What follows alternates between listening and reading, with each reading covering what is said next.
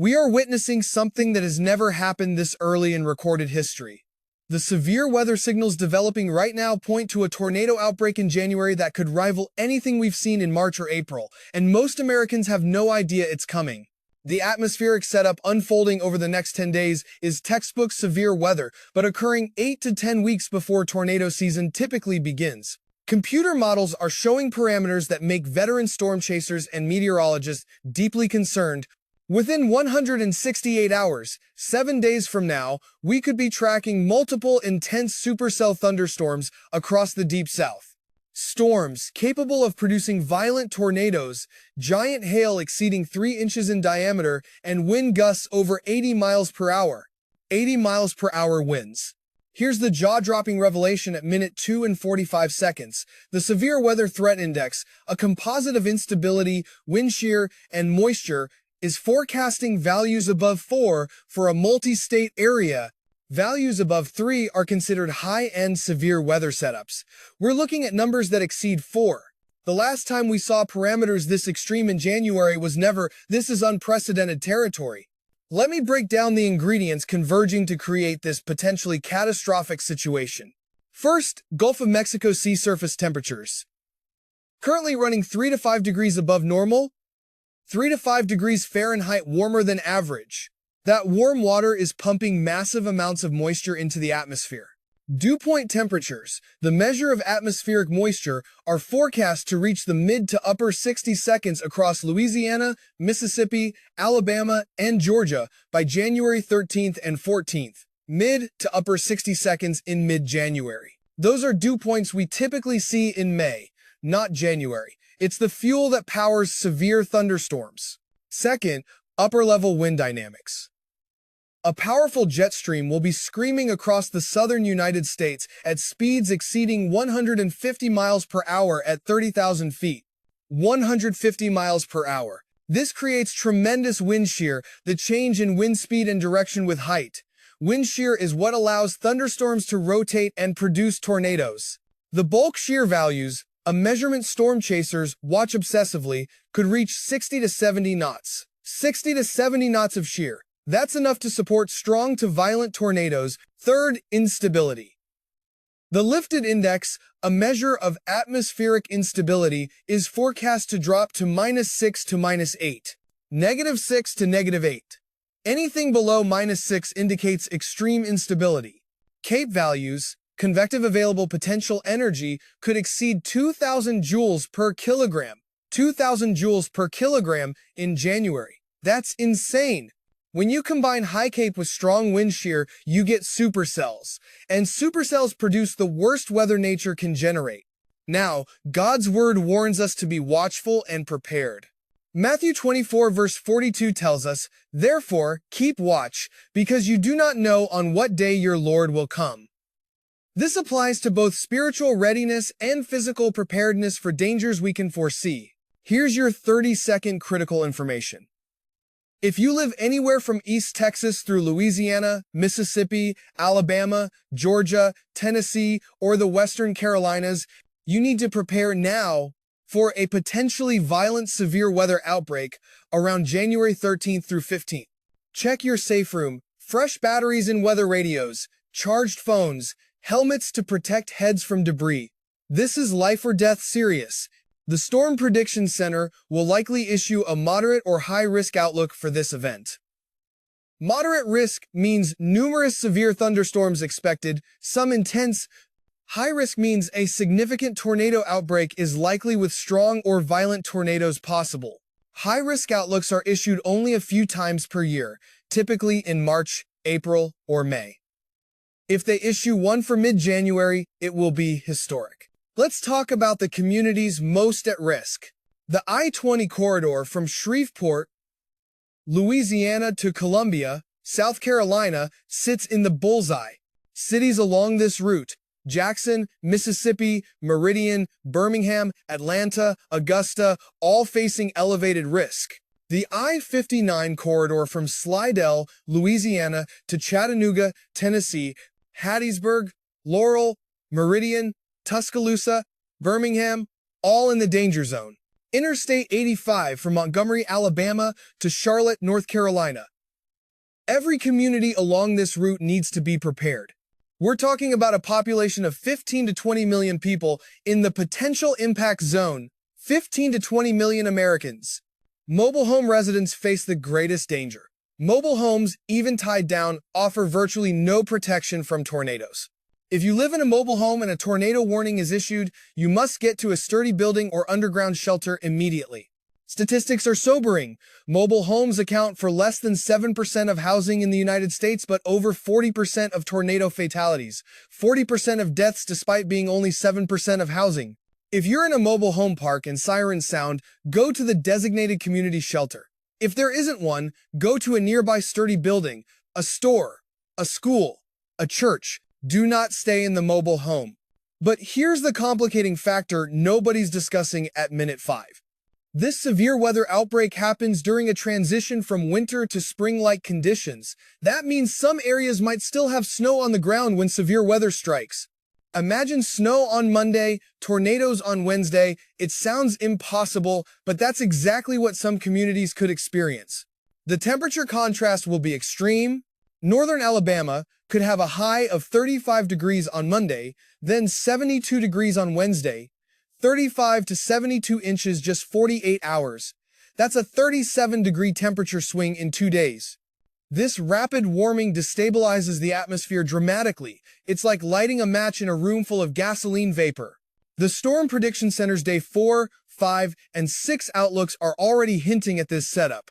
They're being cautious with their wording because the event is still outside the high-confidence forecast window.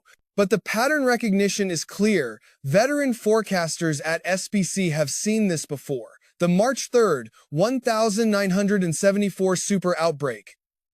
The April 3rd and 4th, 1974 outbreak. The April 27th, 2011 outbreak all shared similar atmospheric signatures. Those outbreaks produced over 300 tornadoes combined and killed hundreds of people, hundreds of deaths. We pray this event doesn't reach those catastrophic levels. But we prepare as if it could. Now, the timing and storm mode are critical factors. If storms initiate in the afternoon and continue into the evening, the danger is maximized. Afternoon heating adds instability. Evening darkness makes tornadoes harder to see. The worst-case scenario is a line of supercells that begins in Louisiana around noon and marches eastward through the afternoon and evening, impacting Alabama and Georgia during the nighttime hours. Nighttime tornadoes are more than twice as deadly as daytime tornadoes. People are asleep. Warnings go unheard. Visibility is zero. The National Weather Service will be issuing warnings, but you must have multiple ways to receive them. A weather radio that sounds alarms even when you're sleeping. A phone app with aggressive notifications. A NOAA weather radio in every bedroom. One warning method is not enough. Redundancy saves lives. Don't miss this crucial information coming up. Beyond the tornado threat, straight-line winds could be equally devastating. Derecho-like wind events, where sustained winds exceed 60 to 80 miles per hour over hundreds of miles, are possible with this setup. The May 8th, 2009 derecho raced from Kansas to Kentucky, producing wind gusts over 100 miles per hour and causing over $500 million in damage. $500 million from one wind event. This January setup could produce similar widespread wind damage, trees down across entire counties, power outages affecting millions, restoration taking a week or more. Utility companies are pre-positioning crews, but if the event covers a multi-state area, there aren't enough crews to restore everyone quickly. Prioritization goes to hospitals, emergency services, then residential areas. Some rural communities could be without power for 5 to 10 days. 5 to 10 days in mid-January, even during a warm spell, presents challenges. The hail threat is also significant. Supercells in high cape, high shear environments produce giant hail. We're forecasting hail up to 3 to 4 inches in diameter. 3 to 4 inches. That's softball-sized hail. Hail that size totals vehicles. It punches through roofs.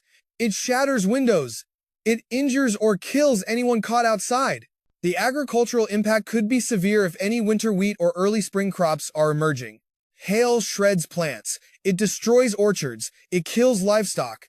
Insurance claims from a major severe weather outbreak run into billions of dollars. The April 27, 2011 outbreak generated over $10 billion in insured losses. $10 billion. As people of faith, we trust in God's protection, but we also exercise the wisdom He provides. Proverbs 22 verse 3 teaches, "The prudent see danger and take refuge, but the simple keep going and pay the penalty." We are being shown the danger. Now we must take refuge in preparation. Let's discuss what happens after this initial outbreak. The pattern doesn't settle down. Multiple storm systems will track across the south through late January and into February. Each one carries severe weather potential. We could see 4 to 6 significant severe weather events between January 13th and February 10th. 4 to 6 events in a 28-day period. That's unprecedented for winter months. Typically, the entire winter season, December through February, sees maybe 2 to 3 severe weather events across the Deep South. This year, we might see that many in just January alone. Tornado counts for January 2025 could exceed the entire 30-year average for the month. The climatological average for January tornadoes nationwide is about 35 to 40. We could see 80 to 100 or more this January. Storm chasers and researchers are mobilizing. This is a once-in-a-career opportunity to study severe weather dynamics in an unusual setup. But for residents, it's a month of heightened anxiety and vigilance. You can't let your guard down. Every few days brings another threat. The psychological toll of repeated severe weather threats is real. Sleep disruption, anxiety disorders, post-traumatic stress, especially for those who've experienced tornadoes previously. Churches and mental health services need to prepare for increased demand. Community support networks become essential. Here's the shocking connection at minute 12 that ties everything together. This early severe weather season is a direct result of the broader pattern changes we've been tracking. The warm Pacific ridge, the retreating Arctic cold, the amplified jet stream, all interconnected. And the pattern isn't temporary. Long-range forecasts suggest above-normal severe weather potential continuing through February and into March. The April severe weather peak, typically the most active month, might arrive in March this year. We could see major outbreak potential 4 to 6 weeks earlier than normal. This has profound implications for emergency management, insurance, agriculture, and public safety across the entire southern tier of the United States. We're entering a new climate regime where traditional seasonal patterns no longer apply reliably. Winter doesn't mean winter anymore. At least not in the South. Farmers need to adjust planting schedules, construction companies need to revise project timelines, schools need updated emergency protocols. The ripple effects touch every aspect of society. Now, there's a silver lining to discuss. The same weather pattern bringing severe weather also brings abundant rainfall. Drought conditions that plagued the Southeast in 2024 will be completely erased. Rainfall totals from mid-January through February could exceed 8 to 12 inches across a wide area. 8 to 12 inches of rain. That's nearly half a year's worth of precipitation in 6 weeks. Reservoirs will refill. Stream flows will normalize. Groundwater levels will recharge. Agricultural soil moisture will be optimal for spring planting. The rainfall is a blessing, even though it comes packaged with severe weather threats. God's provision often comes in unexpected forms. Isaiah 55 verse 10 says, "As the rain and the snow come down from heaven, and do not return to it without watering the earth and making it bud and flourish, so that it yields seed for the sower and bread for the eater." The storms bring life-giving water even as they bring danger. The key is preparation. If we're prepared, we minimize the danger and maximize the benefits. For homeowners, now is the time to act. Trim trees that overhang your house, secure outdoor items that could become projectiles. Know where your safe room is located. An interior room on the lowest floor with no windows. Practice your severe weather plan with your family. Where does everyone go when warnings are issued? How do you communicate if you're separated? What supplies do you keep in the safe room? A severe weather kit should include flashlights, batteries, weather radio, first aid kit, water, non-perishable food, medications, important documents in waterproof containers, and helmets for head protection. Bicycle helmets or construction hard hats can prevent traumatic head injuries from flying debris.